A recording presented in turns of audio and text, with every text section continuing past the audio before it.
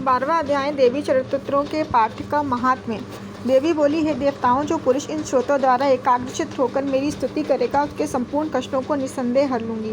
मधु कैटभ के नाश, महिषासुर के वध और शुंभ तथा निशुंभ के वध की जो मनुष्य कथा कहेंगे, मेरे महात्म्य को अष्टमी, चतुर्दशी व नवमी के दिन एकाग्रचित से भक्तिपूर्वक सुनेंगे, उनको कभी कोई पाप न रहेगा। पाप से उत्पन्न हुई विपत्ति भी उनको न सताएगी। उनके घर में दरिद्रता न होगी और न ही उनके प्रियजनों का बिछोह होगा। उनको किसी भी प्रकार का भय न होगा। इसलिए प्रत्येक मनुष्य को भक्तिपूर्वक मेरे इस कल्याणकारक महात्म्य को सदा पढ़ना और सुनना चाहिए। मेरा यह महात्म्य महामारी से उत्पन्न हुए संपूर्ण उपद्रवों को एवं 3 प्रकार के उत्पातों को शांत कर देता है। जिस घर व मंदिर में या जिस स्थान पर मेरा यह श्रोत विधि पूर्वक पढ़ा जाता है, उस स्थान का मैं कभी भी त्याग नहीं करती और वहाँ सदा ही मेरा निवास रहता है। बलिदान, पूजा, होम तथा महोत्सवों में मेरा यह चरित्र उच्चारण करना तथा सुनना चाहिए। ऐसा हवन या पूजन मनुष्य जानकर या बिना जाने करे, मैं उसे तुरंत ग्रहण कर लेती हूँ। और शरद काल में प्रत्येक वर्ष जो महापूजा की जाती है, उनमें मनुष्य भक्तिपूर्वक मेरा यह महात्म्य सुनकर सब विपत्तियों से छूट जाता है और धन धान तथा पुत्र आदियों से संपन्न हो जाता है।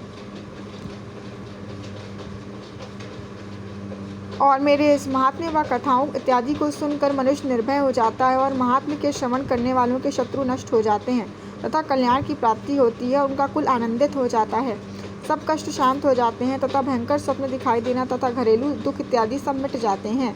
बाल ग्रहों से ग्रसित बालकों के लिए यह मेरा महात्म्य परम शांति देने वाला है। मनुष्यों में फूट पड़ने पर यह भली भांति मित्रता करवाने वाला है। मेरा यह महात्म्य मनुष्यों को मेरी जैसी सामर्थ्य की प्राप्ति करवाने वाला है। पशु, पुष्प, अर्घ्य, धूप, गंध, दीपक इत्यादि सामग्रियों द्वारा पूजन करने से, ब्राह्मण को भोजन करा के, हवन करके, प्रतिदिन अभिषेक करके, नाना प्रकार के भोगों को अर्पण करके और प्रत्येक वर्षदान इत्यादि करके जो मेरी आराधना की जाती है, उससे मैं जैसी प्रसन्न हो जाती हूँ वैसी प्रसन्न मैं चरित्र को सुनने से हो जाती हूँ। यह महात्म्य श्रवण करने पर पापों को हर लेता है तथा आरोग्य प्रदान करता है। मेरे प्रादुर्भाव का कीर्तन दुष्ट प्राणियों की रक्षा करने वाला है, युद्ध में दुष्ट दैत्यों का संहार करने वाला है। इसके सुनने से मनुष्यों के शत्रुओं का भय नहीं रहता। हे देवताओं, तुमने जो मेरी स्तुति की है अथवा ब्रह्मा जी ने जो मेरी स्तुति की है, वह मनुष्यों को कल्याणमयी बुद्धि प्रदान करने वाली है। वन में, सूने मार्ग में अथवा दावा नल से घिर जाने पर, वन में चोरों से घिरा हुआ या शत्रुओं द्वारा पकड़ा हुआ, जंगल में सिंहों से, व्याघ्रों से या जंगली हाथियों द्वारा पीछा किया हुआ, राजा के क्रुद्ध हो जाने पर, मारे जाने के भय से, समुद्र में नाव के डगमगाने पर, भयंकर युद्ध में फंसा होने पर, किसी भी प्रकार की पीड़ा से पीड़ित, घोर बाधाओं से दुखी हुआ मनुष्य मेरे चरित्र को स्मरण करने से संकट से मुक्त हो जाता है। मेरे प्रभाव से सिंह, चोर या इत्यादि शत्रु दूर भाग जाते हैं